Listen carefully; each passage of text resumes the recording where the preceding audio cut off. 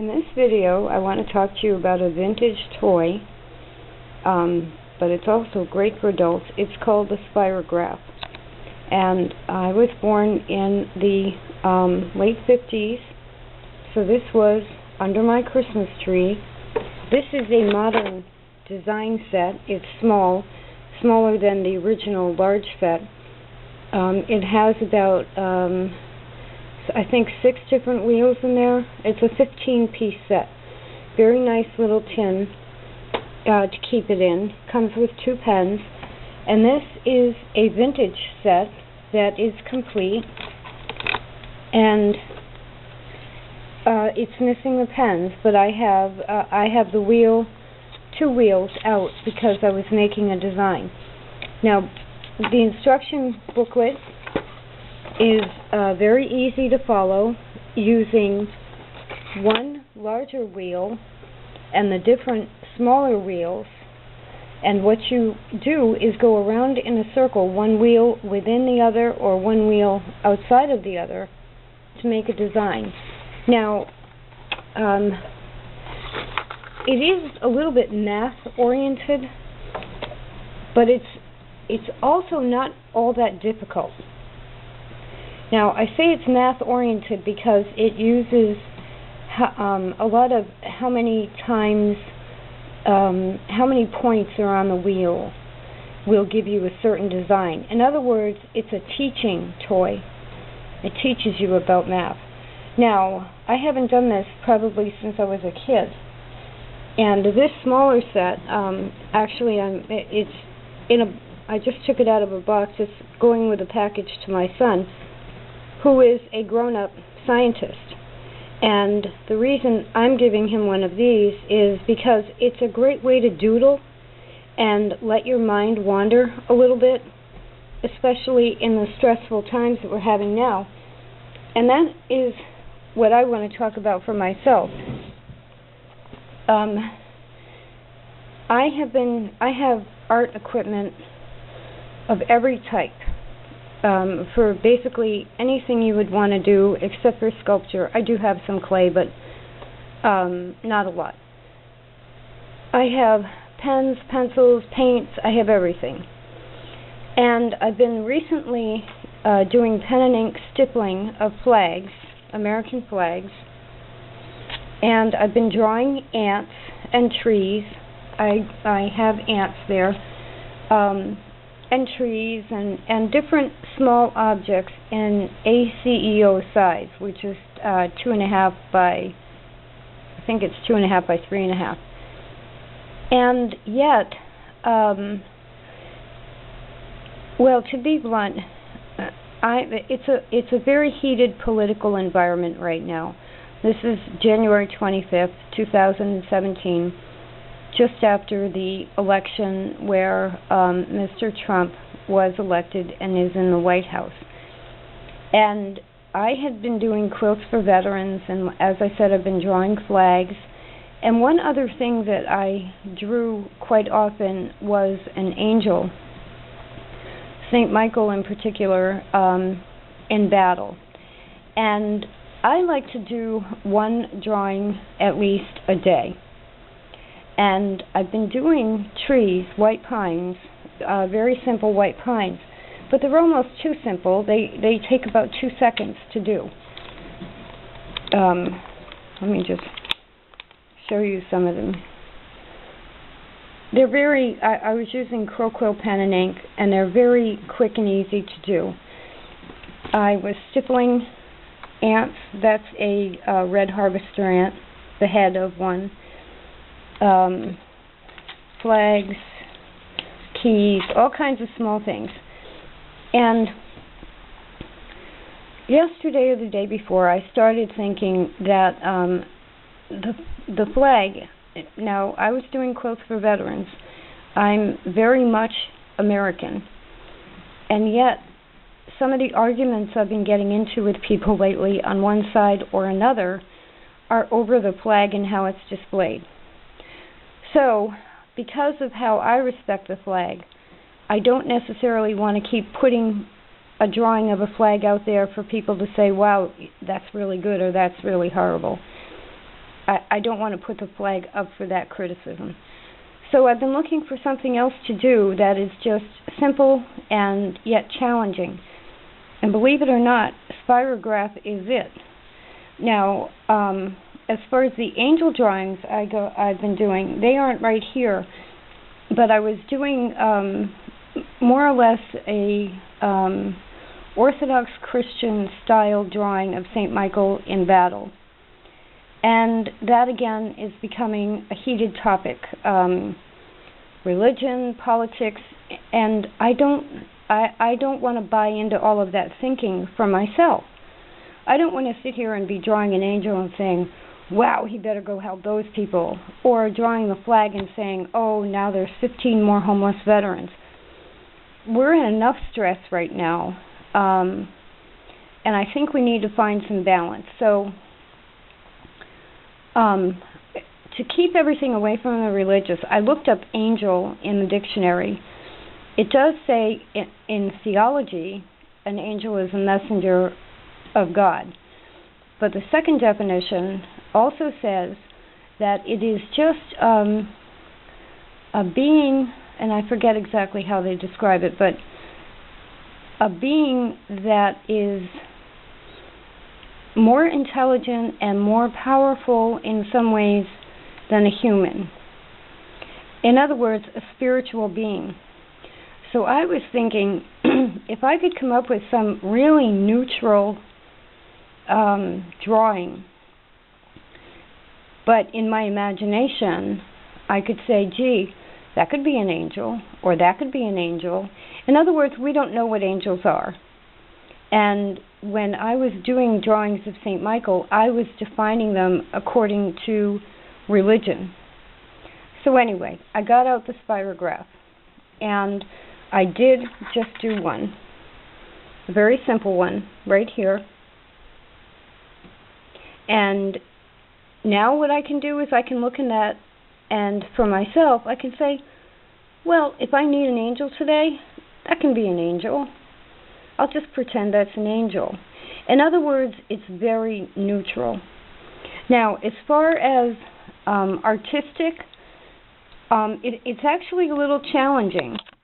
Now, I've been a fine artist for many years, so I can draw things by picking up a pencil and drawing them. I'm training myself to do this because what you have to do, first of all, if you have a vintage set that is missing the pens, you're going to have to look around for pens that have, I'm finding that this click pen and one of my vintage Papermate click pens, they both work. The Bic and Papermate stick pens that I have don't work. They're too thick to go in the holes. So you may have to find a pen. Again, you may have to find a pen that fits the holes. And if you buy the set first, you could take one of the wheels with you to the store. I don't think they'll let you open the packages, but you might be able to tell if you can get the pen down in or not. Or do what I did, and because I have so many different types of pens, I just kept trying different ones out. What did not work, which I'm a little disappointed in, are my technical pens. They worked. They're narrow enough to go in the hole, but if it's too narrow, the inner wheel tends to pop up, so it might be a little bit frustrating. Now I was able to do this one after 3 tries, and you can see here's my first one with trying the different pens, and here's the second one. And basically what you do with a Spirograph is and the directions, even on the inside of the lid, they have samples where you use a certain wheel. There are 2 larger wheels, and then there are, in the big set, 18 smaller wheels, and they go into all kinds of explanations about if you do this in this hole, the holes are numbered. So hole number 5 and going around gives you a different design than hole number 1 and going around. But I'll just show you. So what you do is they give you pins, and the old set has a thick piece of cardboard that you pin the larger wheel down to. And then, you basically, I'm just going to pick a hole here because I don't have my glasses on. You have to line up, you want the 0 up at the top, and you want the 0 of the small wheel there. And then you just start going around. And see, I'm skipping a little bit. So it does actually take practice. It's not as easy as it seems, but it's mathematical. So it's not really cheating at art either, because of the size of the circles and the way that the teeth on the wheels interact. It's more of a math design than if I just pick up a pencil and draw an ant or a flag or...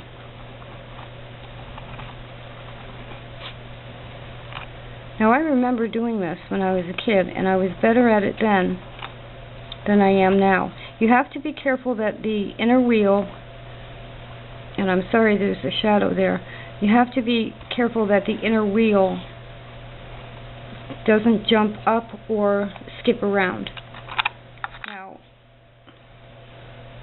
let me see, maybe I can move the camera because I didn't realize that the shadow was on my hand there.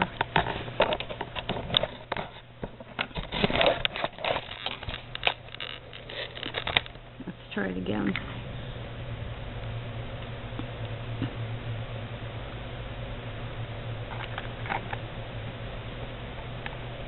Now this is an index card that I'm using right now, but I had used, earlier this morning, I had used good paper, watercolor paper.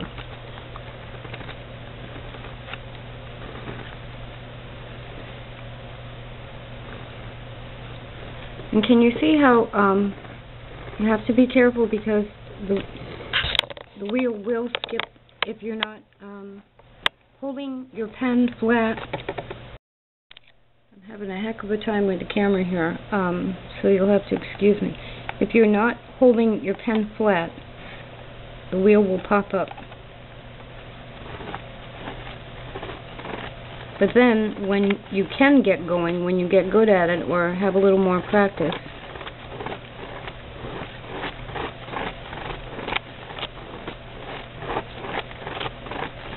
and some of the designs are so intricate, it's amazing. I think the larger sets usually have 4 color pens. I just looked in that smaller set that I'm sending to my son, and there are 2 colors in there. Now the only drawback is that when you pin the wheel down with the paper under it, you're going to end up with pinholes in your paper. But they are just pinholes. Now, if I want to, that can be my drawing for the day. If I'm traveling and had that small design tin, I could be doing that in the car even, as long as I had a board like this to lean on. So, I think it's a wonderful way to do design type art in a mathematical way, but still bring in color. All of this is kind of neutral. Nothing's political. Nothing is religious. You know, 2 hot topics right now. Beautiful designs. And here, like I said, here are the directions where they explain things. There are even 2 flat one, long thin ones, and you take the wheel and go around the outside of the flat ones to make large designs. And as they say here, it's really quite simple. It is. So whether you have a child that might be interested in art and you want to get them started, or whether you're an adult, even if you're a professional artist, what I think this is teaching me is it's reteaching me a little bit of the math aspects of thinking about painting. for example, if I were to do abstracts, I tend to just do all color and wild abstracts. Even doing some of these as an exercise brings my thinking back to, well, wait a minute, there's a reason things connect. And just that thinking alone can make your abstracts better. So I think overall, I mean, these are really cool. And if you have the 4-color pens,